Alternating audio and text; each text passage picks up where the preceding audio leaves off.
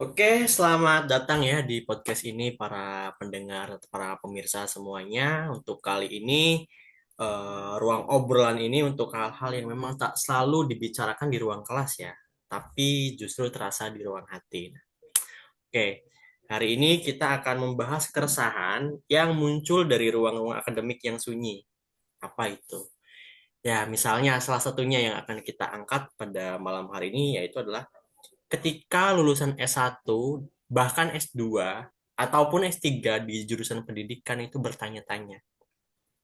Kalau semua orang dari jurusan manapun bisa ikut PPG dan bisa jadi guru, terus pertanyaannya kenapa sih ada kuliah pendidikan bahkan sampai S3 gitu?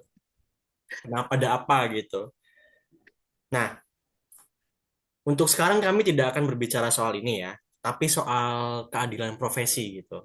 Ketika seseorang belajar pedagogi bertahun-tahun, riset tentang pembelajaran, praktik mengajar di berbagai level, lalu tetap harus bersaing dengan lulusan pendidikan yang baru belajar pedagogi dalam hitungan bulan. Nah, oke, pada kali ini ada salah satu teman saya yang akan ngobrol dengan saya yang jurusan yang fresh graduate juga di bidang pendidikan S1 dan S2 yang sekarang ya mau tidak mau menghadapi realitas ini. Mari kita gali bersama pada teman saya, ada Mas Rahmat atau Mas Rahmat. Halo Mas Rahmat, selamat malam. Karena ini malam ya saya ucapkan selamat malam. Ya, selamat malam Mas Ujang. Oke, gimana kabarnya Mas? Selamat tak bertemu. Alhamdulillah. Terakhir kita ketemu kapan ya Mas? Secara langsung. Wah, secara langsung mungkin ada 5 bulan atau 4 bulan yang lalu gitu. Kayaknya Januari deh Mas. Ya, bahkan Januari itu sampai berarti Januari. setengah tahun yang lalu gitu. Oke. Oke, kita Mas Ahmad Mas, sehat kan? alhamdulillah sehat. Nah, ya seperti inilah gitu. Oke, dari latar belakang dulu ya, Mas. Oke, boleh mungkin diceritain Mas latar belakang pendidikan Mas Rohmat gitu dan Baik. mengapa sih dari S1 itu lebih memilih S2 daripada PPG gitu. Karena Ya, ya, ya, masalah itu sebenarnya kesalahan juga ya, kesalahannya kesalahan apa? Kesalahan sebagai teknis gitu. an. Gini, dari awal pun gini loh. Kita itu di jurusan PGSD ya, trouble-nya kita itu sebenarnya bukan masuk ke PGSD-nya. Tapi kemananya? Tapi setelah kita selesai PGSD, Bingung kita mau mau kemana? kemana? Itu juga Ini yang jujur aja, yang Mas. yang Ini saya jujur aja ya. resahkan gitu. Itu jujur aja ya gini. Hmm. Oke, kalau misalnya kita belajar di kota atau jadi pengajar di kota yang ibaratnya bisa diomong setiap alat itu tersedia. Tapi kan di Hmm. sini kita nggak bisa menyamaratakan seluruh sekolah itu punya fasilitas yang Yang sama gitu sama. loh. Dan Ya. waktu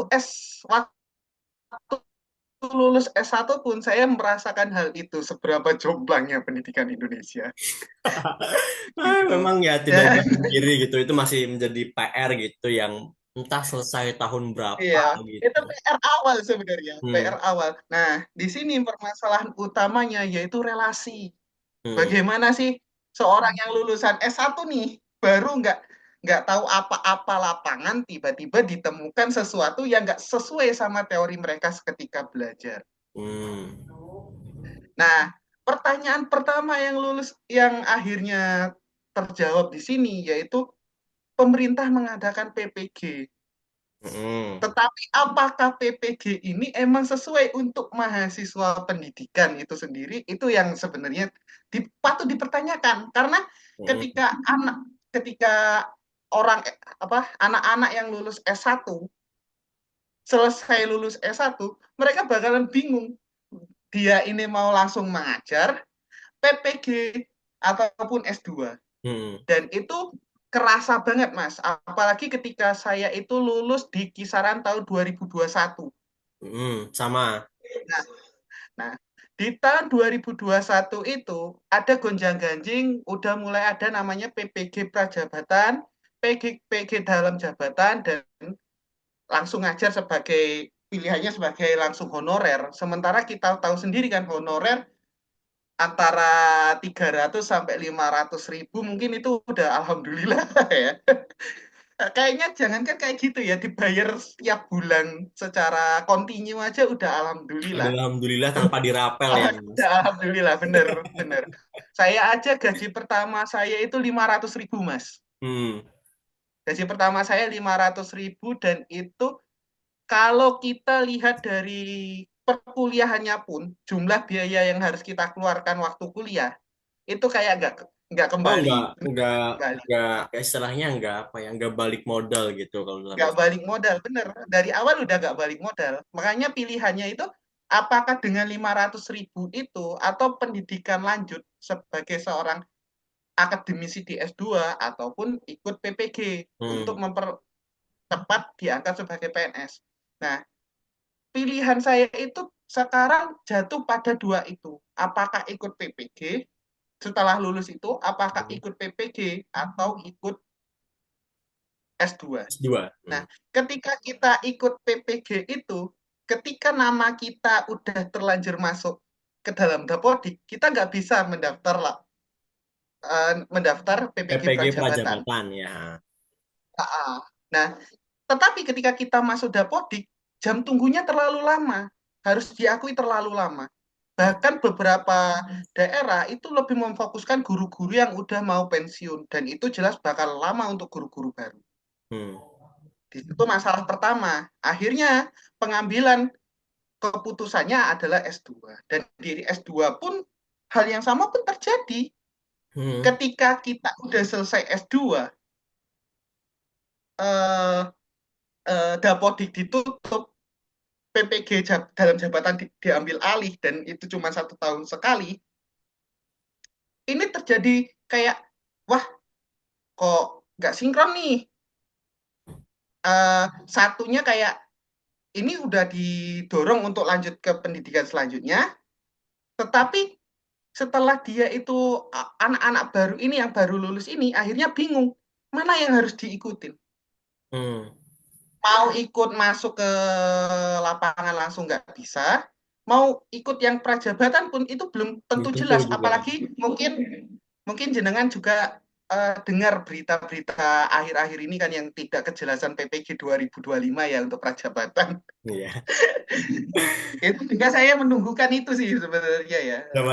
Zaman serba Ah, susah ah, ya. Di dua ribu serba dua puluh susah satu ya gitu. 2021 Ah, juga ah, sempat ya kita mempunyai dilema gitu kan. Karena kita ah, lulus ah. di tahun yang sama gitu. Waktu itu kan untuk menjadi PNS itu bukan jadi PNS di tahun 2020 atau 2021 itu tidak ada lagi PNS ya. Nah, Ah, ah. adanya P3K dan itu harus PPG gitu. Resah Ya, lah gitu mau betul. PPG dia sama ya ceritanya tadi mau PPG prajabatan mau jadi honorer dulu atau banting setir ke S2 gitu untuk mendapatkan hal-hal yang lebih baiknya lah harapannya kayak gitu. Ternyata juga setelah lulus mungkin teman-teman yang S2 gitu yang baru lulus dan masih mencari jalannya gitu dan mungkin ingin kembali ke ranah ke jalur guru juga ternyata nggak semudah itu gitu. PPG Prajabatan nggak dibuka setiap setahun di setiap semester itu. Kalau dulu kan di tahun 2021 kalau tidak salah kan masih 1 tahun 2 kali ya kalau nggak salah gitu. Nah, Ya, ini jadi keresahan juga gitu bagi khususnya teman-teman yang kelahiran 98, 99 dari ya kita kembali ya ke zaman masa UN itu pertama kali mencoba ada yang 5 paket pas SD gitu. Pas SMP ada yang ya. namanya 30 paket percobaan juga. Pas lulus SMA ada UN CBT gitu. Pakai Iya, komputer ya. pakai komputer gitu. Pas mau lulus S1 juga pas zaman COVID dan juga tidak ada kejelasan waktu untuk teman-teman yang jurusannya pendidikan itu. Ah, serba Ya, susah Mas. ya seperti itu Mas. Hmm. Sampai kadang kan saya ini ya berasal dari latar belakang pendidikan, khususnya orang tua itu dua-duanya pendidikan. Mereka aja bingung. Ini kok sampai sekarang pun yang mau gantiin mereka itu belum mateng gitu loh. Hmm. Mungkin dengan adanya PPG ini itu bisa membantu mematangkan siswa-siswa, mahasiswa-mahasiswa lulusan S1 atau S2 yang mau Hmm. kembali ke jalan yang benar. Oke, ya biar tidak terlalu melebar ya. Oke, kita Oke, oke. fokus ke tidak apa ya, ke namanya istilahnya ke masalah utamanya yaitu kenapa sih orang yang jurusan non keguruan itu boleh PPG. Nah, kita bahas dulu yang pertanyaan berikutnya. Sebenarnya kekuatan dari teman-teman yang mempunyai latar belakang jurusan kependidikan itu apa sih jika dibanding dengan jurusan yang non kependidikan? Kaitannya dengan PPG gitu. Itu harusnya kan punya kelebihan ya, tapi kenapa kelebihan itu diabaikan gitu? Iya, gini. Eh, kita Kita kan coba udah tahu membedah sendiri ya. itu. Hmm. Kita kan udah tahu sendiri ya kurikulumnya pendidikan apa sekolah pendidikan itu bagaimana mereka lebih menekankan kepada pendekatan-pendekatan pedagogis, di Mm-mm. mana untuk pendekatan pedagogis itu bukan kayak pendekatan yang bisa satu hari itu selesai. Bagaimana Anda menjelaskan suatu ilmu yang itu sebenarnya harus dipelajari selama 4 tahun, itu hanya dalam 1 tahun Tahu. ajaran atau 2 semester. Oke, let's see kita lihat. Ini anak PPG ini udah bakalan ditemuin sama lapangan secara langsung. Pertanyaannya, apakah mereka dinilai, apakah mereka waktu di perkuliahan umum itu, mereka itu mengenal namanya perkembangan peserta didik atau Mm-mm. bagaimana? Sementara ketika kita mengenal peserta didik itu nggak seluruhnya itu bisa dipukul rata. Ada anak peserta didik yang bisa didekati dengan teori, ada peserta didik yang harus dirasakan bagaimana perkembangan mereka. Bahkan, nah bedanya di sana, anak pendidikan itu mereka memiliki magang setidaknya 3 kali dan mereka Mm. lebih sering langsung turun ke lapangan. Mereka sering mendapatkan insight-insight langsung dari lapangan. Misal, ini seperti organisasi yang pernah saya ikutin dulu Mas Mm. di S1 itu ada namanya gerakan PGSD Goes to School. Jadi di Mm. sana mahasiswa-mahasiswa tahun ajaran baru mereka itu udah dikenalkan dengan yang namanya lapangan itu seperti apa. Mereka didekatkan dengan anak-anak. Bagaimana sih ngajarin anak-anak? Bahkan langsung praktek langsung bagaimana cara membimbing anak. Dalam hal ini emang terbatas dalam sisi mata pelajarannya. Tetapi apakah misal anak yang lulusan kimia murni, orang yang full di lab itu bisa menjelaskan hal yang secara lab itu kepada anak-anak yang ibaratnya itu, oh belum sampai sana. Kalau orang bahasa lab, oke lah, kita mungkin bisa paham. Tapi kalau misalnya anak-anak langsung dicekokin dengan bahasa yang terlalu tinggi, apakah nggak percuma Piase itu bikin namanya teori perkembangan anak gitu loh. Gitu. Kalau pandanganku seperti itu, Mas, sebenarnya. Nah, itu yang apa ya yang sebenarnya jadi keresahan bersama gitu. Teman-teman yang berlatar belakang ilmu murni itu tidak mempelajari perkembangan peserta didik, ilmu-ilmu pedagogis. Nah, mungkin kelebihannya memang ya, kelebihannya dari segi ilmu mungkin mereka lebih lebih mantap gitu. Tapi dalam Iya, pedagogis itu memang tidak bisa diasah secara 1 tahun gitu. Itu butuh proses dan juga butuh bakat gitu. Tidak semua walaupun dia pintar tidak berbakat juga agak agak gimana juga tetap susah gitu dalam mengajarkan, apalagi mengajarkannya dalam anak SD. It's okay mungkin kalau itu mengajarkan kimia di jenjang yang lebih tinggi. Let's say katakanlah di SMA atau di sekolah lanjut mungkin masih masih bisa gitu dengan melihat perkembangan mereka yang sudah bisa berpikir abstrak atau yang lebih jauh lagi gitu. Tapi untuk katakanlah mengajar anak SD gitu, mengajarkan konsep suatu konsep itu agak agak susah gitu, butuh pendekatan-pendekatan iya, tertentu gitu dalam mengajarkan. Nah, itu menjadi ah, sebenarnya yang bisa jadi pertimbangan mengapa eh, hendaknya pemerintah juga mengkaji ulang gitu dalam membuka PPG Prajabatan untuk teman-teman jurusan non kependidikan gitu ya.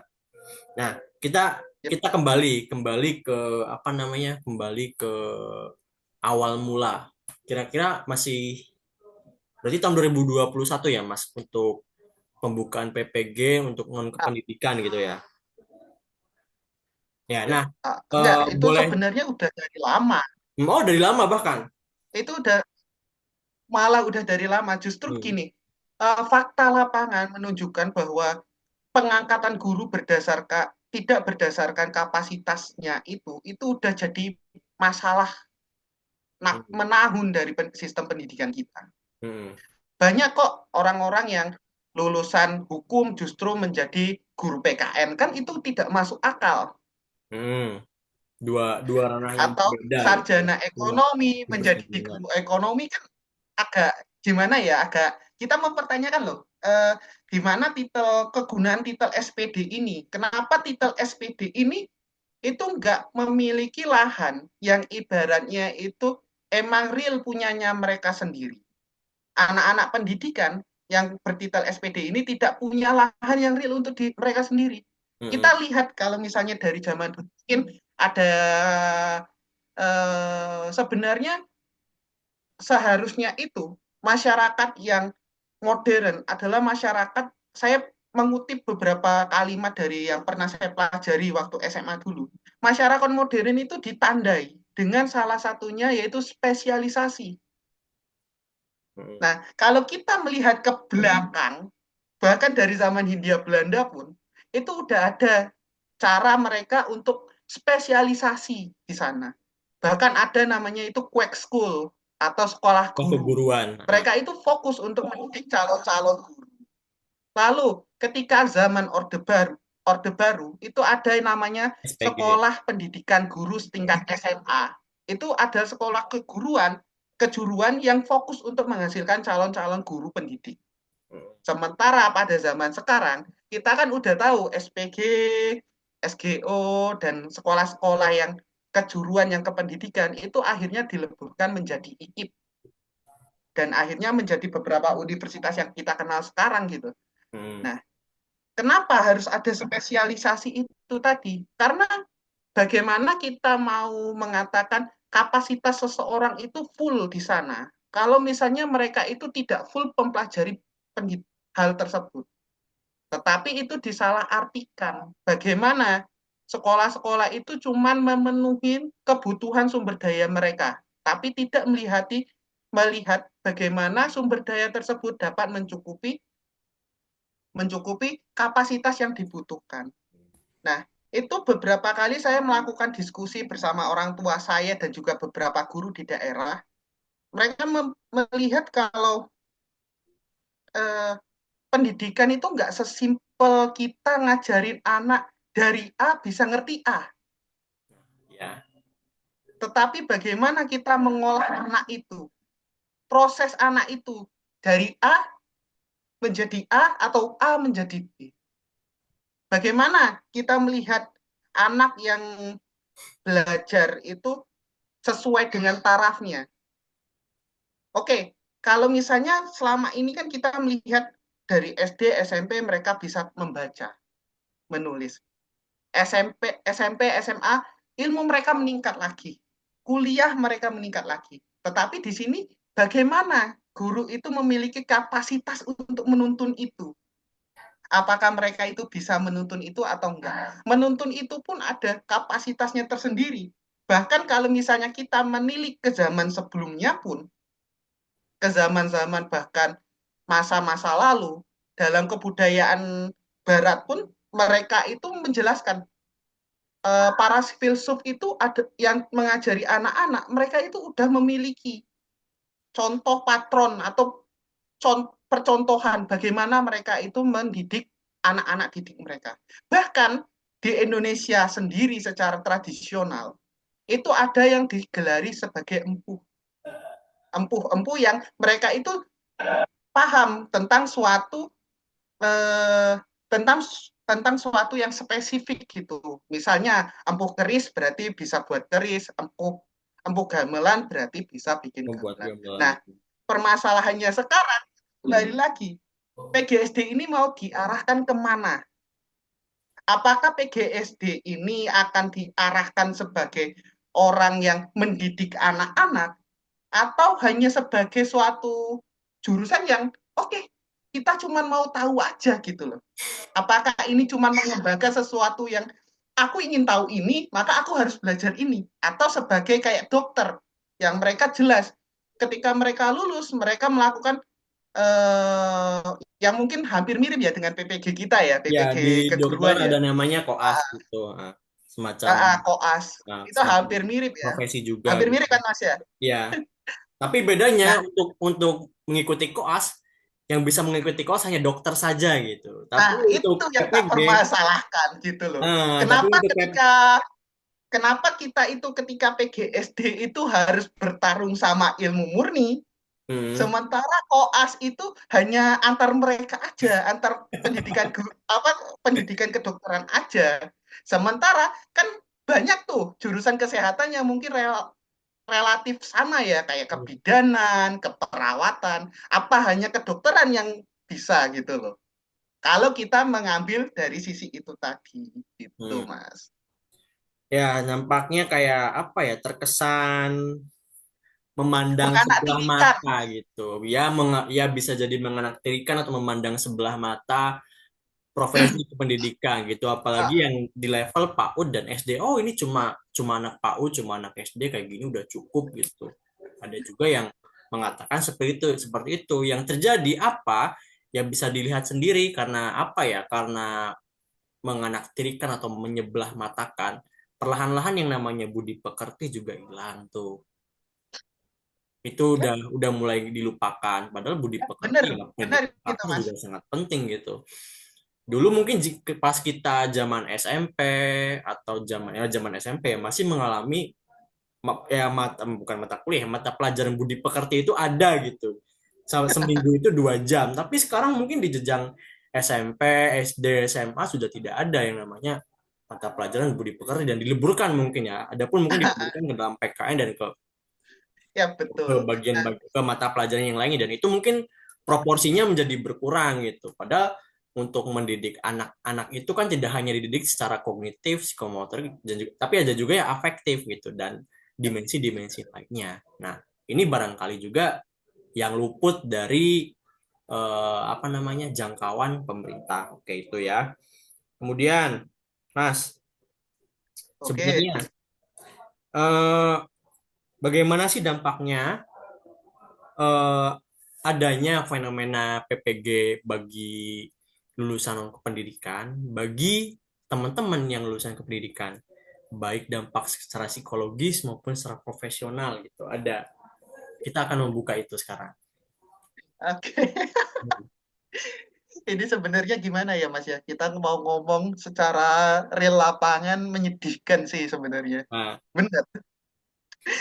Bagaimana kita itu kuliah 4 tahun nggak dihargain bener. 6 tahun ya? 6 tahun berarti sama S2.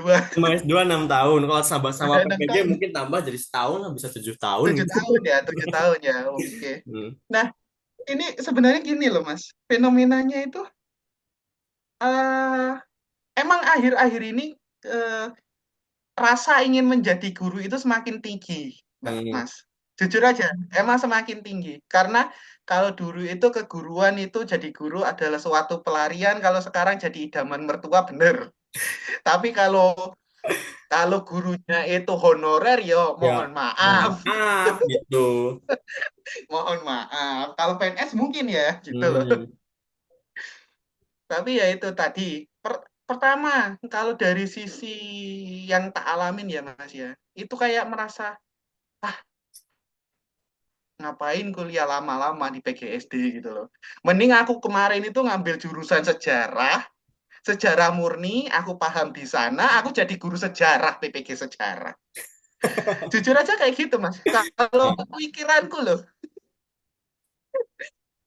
Lah, terus di lapangan pun gini, Mas. Ketika guru itu mem- nggak paham bagaimana siswa itu berubah, akhirnya yang tak rasakan itu di daerah saya itu berubah banget. Dulu itu ada unggah-ungguh namanya sama guru. Hmm. Mau ketemu dimanapun, kapanpun, dan gimana pun, selama dia itu kenal gurunya siapa, mereka itu pasti nyapa sama salim. Bener. Bahkan sampai sekarang pun saya masih ke bawah itu. Sampai sekarang Hmm. masih ke bawah. Tapi kalau sekarang, saya nggak tahu bagaimana cara mereka mendidik ya atau perubahan dari lingkungan juga. Kayak, oke, ketika sekolah, ya di sekolah. Ketika di luar ruangan pun, Ya udah udah. gitu. Nggak ada urusan masalah apapun. Hmm. Sementara kan kita tahu sendiri kalau guru itu adalah digugulan ditiru. Ditiru. Yang didengarkan dan ditiru.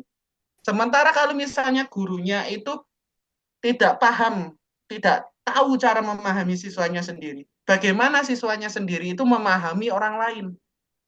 Itu saya rasakan, Mas, waktu pendekatan. Saya pernah ngerasain gimana sih rasanya dapat guru yang lulusan lama, yang benar-benar lulusan SPG negeri, universitas negeri, apa guru-guru yang guru-guru lawas itu. Bagaimana Hmm. mereka itu melihat siswa itu bukan sebagai objek.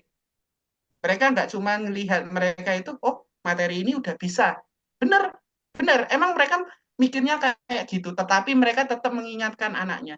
Ini gini loh, B. Jangan kayak gitu. Tapi jangankan sekarang, beberapa guru khususnya, itu melihatnya itu pendekatannya bukan kayak, gimana ya, kayak kurang tepat gitu loh. Nggak semua siswa itu bisa dipukul rata, harus kalem semua nggak bisa. Hmm. Bagaimana Anda harus menerima, harus menjadi guru di daerah yang ibaratnya keras. Kalau misalnya pendekatan Anda ya cuman itu-itu aja gitu loh. Lapangan itu lapangan itu nggak kayak kolammu sendiri loh, gitu loh. Lapanganmu itu nggak seluas kobokan air nasi Padang nggak, tapi luas banget. Ada berbagai macam sekolah dasar, ada berbagai macam budaya yang ada di sana. Contohnya aja ketika saya jadi guru pengganti ya di dua sekolah yang hampir sama, itu pendekatannya pun harus beda. Dan apakah anak-anak yang lulusan dari ilmu murni itu bakalan bisa mengakomodasi perbedaan itu secara langsung? Pastinya akan butuh lebih lama dibandingkan anak-anak kependidikan yang harusnya itu ya mereka udah tahu karena mereka udah banyak sekolah yang mereka observasi, lapangan mereka udah tahu dan Hmm. lain-lainnya juga udah tahu gitu. Birokrasinya juga udah tahu. Iya, memang benar sih. Jadi ya itu ya, penekanannya tetap di apa namanya, di ilmu pedagogis yang memang lebih dikuasai oleh anak pendidikan gitu. Tapi mungkin bisa jadi PR-nya juga ya. Mungkin di beberapa ada minusnya juga gitu ketika kita menekankan di pedagogis gitu. Mm-mm. Nah, Bener. ketika kita lebih banyak menekankan di pedagogis, di beberapa case itu soal kedalaman ilmu juga berkurang gitu. Nah, Benar. itu mungkin jadi apa ya? Jadi bisa jadi pertimbangan pemerintah gitu atau sekolah ketika mengevaluasi gitu, membandingkan guru-guru yang Ah, berasal dari jurusan pendidikan dengan jurusan yang murni gitu. Itu mm, mungkin kedalaman ilmunya berbeda. Nah, ini bisa jadi PR sebenarnya buat kampus, terutama LPTK yang punya program pendidikan itu untuk apa ya, bukan menambah sih, ya menambah juga bisa mungkin atau memperdalam ilmu-ilmu kemurnian yang akan diajarkan gitu. ya benar. Nah, itu bisa jadi solusi sebenarnya daripada mengangkat teman-teman yang dari apa nih, yang berasal dari jurusan murni gitu. Ah, Karena mereka mungkin belum menguasai dan memang tidak berbakat dalam mengajar gitu. Mendidik dan mengajar kayak itu ah, ya. Nah, kemudian hmm, sekarang kita ke ini Mas, ke bagian ASN gitu. Menurut Mas Rohmat gini, ya adakah bias dalam seleksi ASN atau P3K yang cenderung mengabaikan latar belakang pendidikan formal? kalau menurutku ada Mas, jelas itu. Ya, seperti apa biasnya? Itu nggak usah dipertanyakan lagi, jelas itu. Ya kita kita kita olah gitu, kita ubah di sini. Kita Gini. kita bedah gitu maksudnya. Oke, terus ini ya, bagaimana ya? Kita melihatnya dari umum, umum aja lah ya. Gini, seberapa banyak sih anak-anak, seberapa banyak sumber daya manusia yang dimiliki oleh sekolah gitu loh. Hmm. Apakah sekolah itu pasti full 100% itu PNS? Kayaknya enggak. Ya juga gitu. Orang tua saya itu 10 tahun, Mas. Dia kepala sekolah sendirian di daerah 3T. Kepala sekolah sendirian yang statusnya ASN, PNS ya, PNS PNS sendirian. sendirian. Wah, keren keren keren keren keren. Eh, Anda udah paham kan di sana gimana akhirnya? Setelah itu kan P3K digalakan untuk menjaring anak-anak apa orang-orang yang ibaratnya itu udah punya kontribusi dalam hal pendidikan. Benar. Mm-mm. Oke, oke, di sana benar. Udah ada kontribusi pendidikan benar. Cuma pertanyaannya, apakah dengan dia punya kontribusi, apakah dia itu sudah matang secara keilmuan? Praktek dia oke, praktek kita nggak usah ditanyain lagi oke. Tapi apakah keilmuan mereka dapat?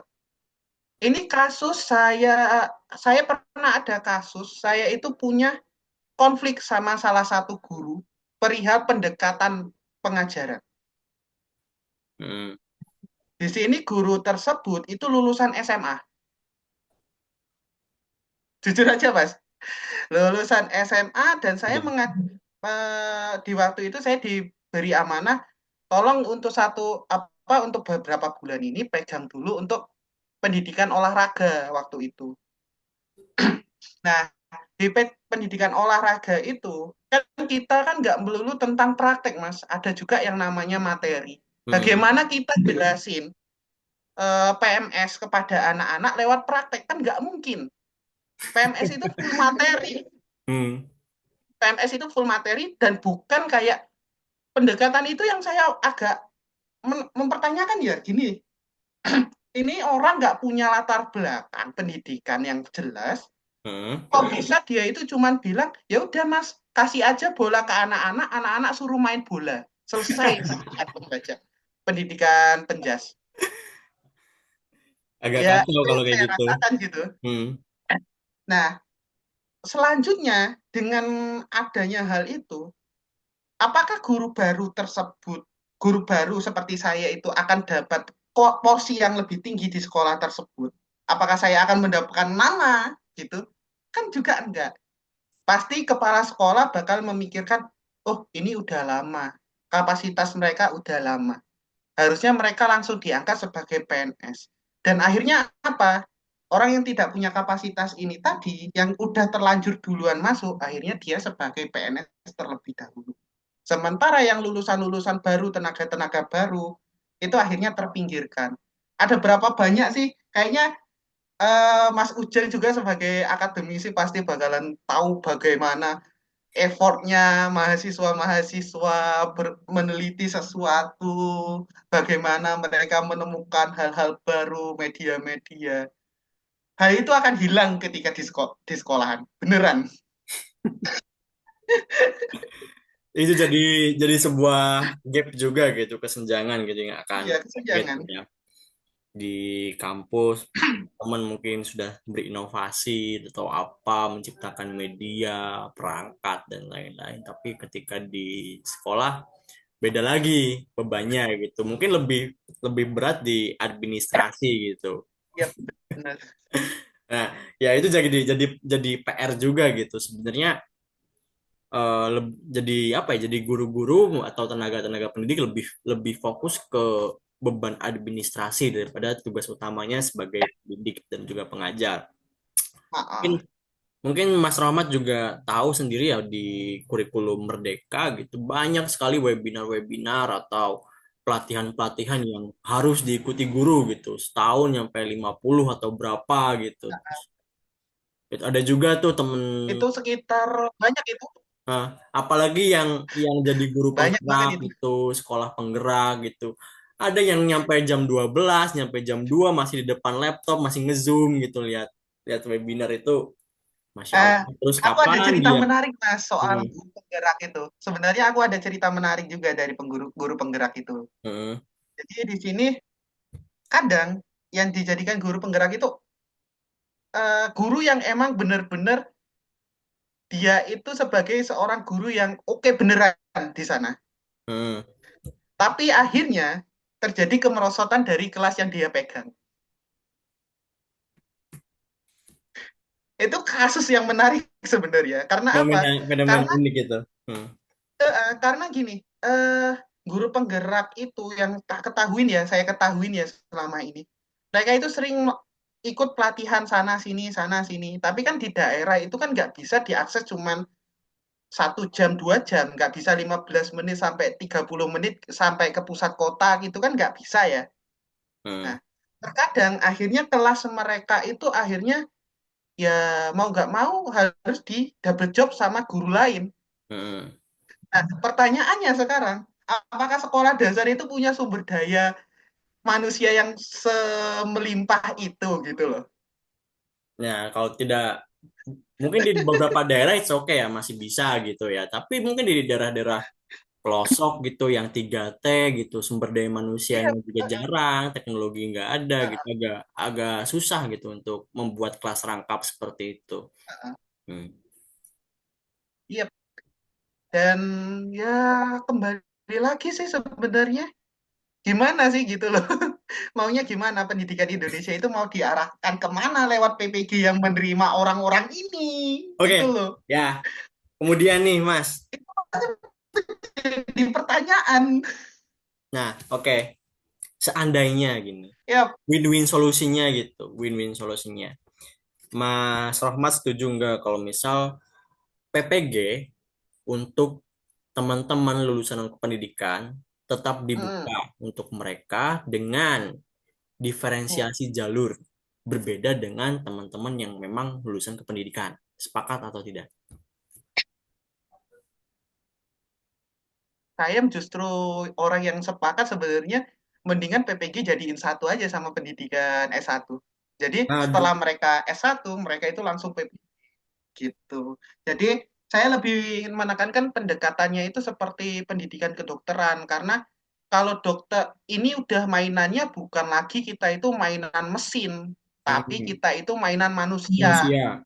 Bagaimana kita memastikan sesuatu manusia itu bener kalau misalnya instrumen mereka kita membentuk manusia itu belum tentu kita masih bingung apakah ini benar atau salah gitu loh.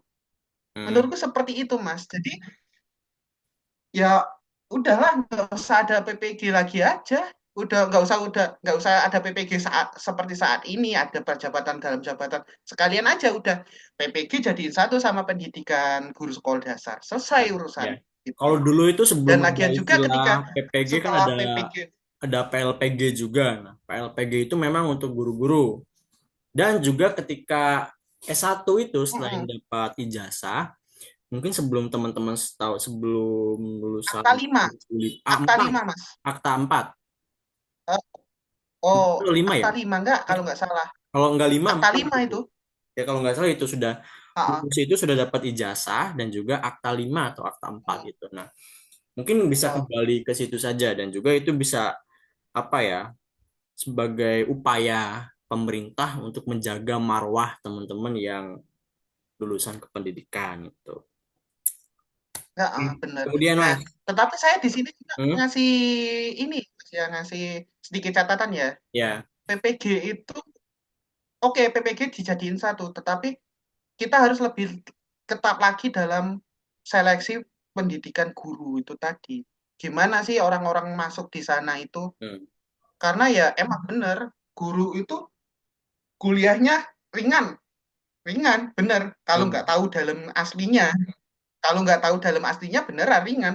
hmm, Tapi apakah orang-orang yang emang mau jadi guru itu akhirnya sesuai gitu? Kan banyak kok orang yang sebenarnya itu beneran milih jadi pendidikan guru itu karena dia itu terkejar, mengejarnya itu pengen ngabdi itu banyak sebenarnya gitu loh. Dan mereka mau belajar, tetapi ya itu tadi kembali lagi, apakah guru itu dilihat hanya sebagai bisa diomong volunteer atau guru itu sebagai suatu profesi gitu. hmm. Oke. Nah, ketika Mas Rahmat sudah apa ya, sudah melihat tahu lah fenomena-fenomena yang terjadi termasuk di bagian rekrutmen, Mas. Seandainya kalau Mas Rahmat itu diberi kebijakan untuk mengatur sistem rekrutmen guru, kebijakan seperti apa yang akan diambil? Mulai dari mungkin perencanaan, apakah akan diambil jauh-jauh hari dari semenjak SMA kah atau dari mana atau seperti apa? Sepertinya akan menarik ini.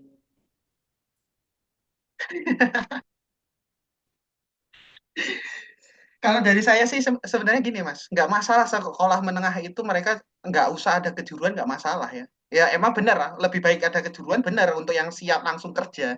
Hmm. Tetapi untuk pendidikan itu oke, sekarang udah pas di tarafnya sebagai suatu suatu yang maksudnya eh, suatu yang dibawanya itu ke perguruan tinggi di strata satu ya, di sarjana sarjana ya. Hmm. Tetapi kita lihat dulu pendekatan kita bagaimana. Apakah dengan lowongan kerja yang Masya Allah itu apakah bisa menampung sebanyak apapun orang? Benar, tentu tidak. Tetapi harus ada pertanyaan kembali, harus ada suatu hal yang fokus di sana. Cukup orang-orang yang benar-benar mau jadi seorang guru untuk menjadi seorang guru. Nah, cara saya itu saya lebih menekankan gini, kenapa kita nggak buka jurusan keguruan itu berdasarkan jumlah guru yang akan pensiun Hmm. dan jumlah ekspektasi guru yang dibutuhkan tahun ke depannya. Saya rasa BPS pun punya data kok seberapa banyak sekolah di Indonesia, seberapa banyak kebutuhan guru. Pemerintah itu punya banyak lembaga yang bisa mengatur seberapa efisiennya pendidik, seberapa efisiennya bagaimana saat ini Kementerian Pendidikan Dasar ya, Hmm. Pendidikan dan Kebudayaan apa Pendidikan Dasar sekarang Mas? Pendidikan dasar sekarang. Kemendikdasmen, pendidikan dasar Ah, dan menengah. Mendidasmen ya.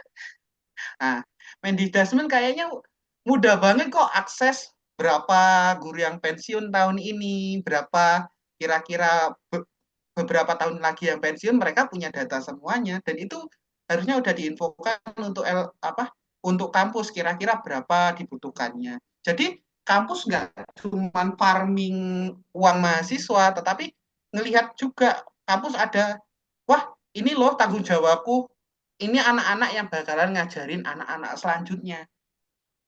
Karena ya itu tadi harus dipaskan memang itu harus dilihat seberapa banyak. Oke, let's see kita kalau melihatnya bahkan sekarang pun fenomena sekarang udah hal yang biasa. Orang titel SPD malah jadinya sekarang wirausaha banyak. Hmm. Jadi pindah ke jalur lain banyak. Banyak. Jadi wedding organizer ada. Oke. Nah, pertanyaan ngapain dia kuliah lama-lama pendidikan akhirnya masuk ke ranah yang bukan ranahnya dia gitu loh. Kita kembali lagi bagaimana masyarakat modern itu melihat kemampuan. Kemampuan masyarakat modern itu terspesialisasi bukan lagi sebagai masyarakat tradisional yang apa-apa bisa berdikari. Pasti ada satu bagian yang harus menonjol menjadi daya jual. Nah, kalau misalnya pendidikan murni bisa masuk menjadi guru, apalagi daya jual dari kuliah pendidikan. Sekalian aja udah nggak usah ada dunia, nggak usah ada PGSD, pendidikan guru kimia, nggak ada lagi pendidikan guru yang sifatnya ke pendidikan. Udah semuanya dilepasin aja, udah itu ya udah sama-sama kita ya tarung aja di sana di PPG. Apakah bakalan menang atau kalah. Karena gini, kalau dari sisi kedalaman materi, jelas kalah. Kalah. Orang pendidikan guru lebih fokus pada 4 tahun ngajarin kita mahamin siswa. Ngapain kita disuruh belajar apa materi-materi yang ibaratnya belum tentu siswa itu paham akan itu. Harus dibuat paham paham yang terlalu luas gitu loh. Bahkan sekarang pun kalau kita mau melihat bagaimana siswa itu bisa lebih luas pendidikannya, pendidikannya nggak usah guru yang pintar sekarang, cukup guru yang bisa nanamkan kepada siswa itu rasa ingin tahu. Siswa itu udah bisa main handphone, udah bisa main smartphone. Bahkan pengetahuan-pengetahuan yang kita nggak tahu saat ini pun itu bisa diakses oleh anak-anak saat ini. Berapa banyak, bahkan pada salah satu skripsi saya itu juga membahas bagaimana anak-anak itu sekarang mudah banget ngakses gadget. Mereka itu udah, oh anak nangis, kasihin gadget. Orang tua udah kayak gitu. Nah, sekarang bagaimana? Apakah guru yang wow tadi dalam sisi pengetahuan akademiknya, apakah akan bisa menanamkan rasa ingin tahu kepada siswanya? Susah loh untuk menanamkan jiwa rasa ingin tahu kepada anak. Bahkan ada loh, bahkan orang yang kuliah pendidikan pun itu terkadang bisa kesleo dan bikin anak itu tidak memiliki rasa ingin tahu kembali. Padahal anak itu berkembang dengan rasa ingin tahunya. Ini bagaimana? Ini kenapa? Ini apa? Itu. Dan itu lebih bermakna ketimbang kita menjejalkan materi masuk masuk masuk masuk akhirnya cuma keluar doang. Akhirnya dilupakan gitu. Oke, itu ya Mungkin itu sih sangat Mas kalau dari saya ya. sangat panjang sekali. Oke, terakhir ya, apa yang ingin Mas Rahmat sampaikan kepada semua lulusan pendidikan yang mulai merasa profesinya tergerus, Mas? Semangat aja. Kalau Semangat. saya intinya semangat aja. eh Mungkin ini belum saatnya kita sebagai yang emang pemerhati pendidikan itu untuk tampil show off. Tetapi yakin aja sih, roda itu berputar. Hmm. Ada waktunya pemerintah ataupun masyarakat itu bakal sadar seberapa pentingnya pendidikan. Mungkin bisa 10 tahun, 15 tahun, atau mungkin 100 tahun pasti akan berubah. Kita kita menilik kembali bagaimana kita udah kita itu udah jatuh terlalu lama. Kita terakhir sebagai negara dikdaya itu 1500 tahun 1500-an. Kita lihat, kita hancur lebur kembali 1945 setelah Perang Dunia Kedua. Tapi mengapa kita tidak berubah dengan perubahan yang ada? Jepang dalam waktu tersebut mereka menjadi raksasa teknologi. Korsel dengan waktu yang sama mereka menjadi raksasa dalam bidang budaya. Cina menjadi salah satu negara penantang adidaya selanjutnya. Karena apa? Karena pendidikan. Jadi untuk para calon pendidik, para pendidik, semangat. Jalan pasti ada. Oke, ya. Akhirnya kita sampai di ujung ya, Mas. Itulah mengenai apa ya, dinamika mengenai PPG. Bahkan tadi membahas lebih jauh dari situ, bahkan sampai ke akar-akar masalah pendidikan, ke ranah perubahannya juga seperti apa. Nah, oke, mungkin itu yang kita obrolkan pada malam hari ini. Saya ucapkan terima kasih banyak kepada Mas Rohmat dan saya juga ucapkan terima kasih kepada teman-teman yang juga sudah mendengarkan. Ya, semoga episode ini bukan hanya menyalurkan keresahan, keresahan teman-teman yang berlatar sarjana pendidikan atau magister pendidikan, tapi juga harapannya lebih jauh mampu memantik perubahan yang entah nanti bisa cepat atau lambat. Semoga ada perubahan baik khususnya di dunia pendidikan, terlebih di pendidikan dini dan juga pendidikan dasar. Oke, terima kasih. Sampai jumpa di episode berikutnya dengan topik dan obrolan menarik lainnya. Saya akhiri. Selamat malam Mas Rahmat. Wassalamualaikum warahmatullahi wabarakatuh. Waalaikumsalam warahmatullahi wabarakatuh.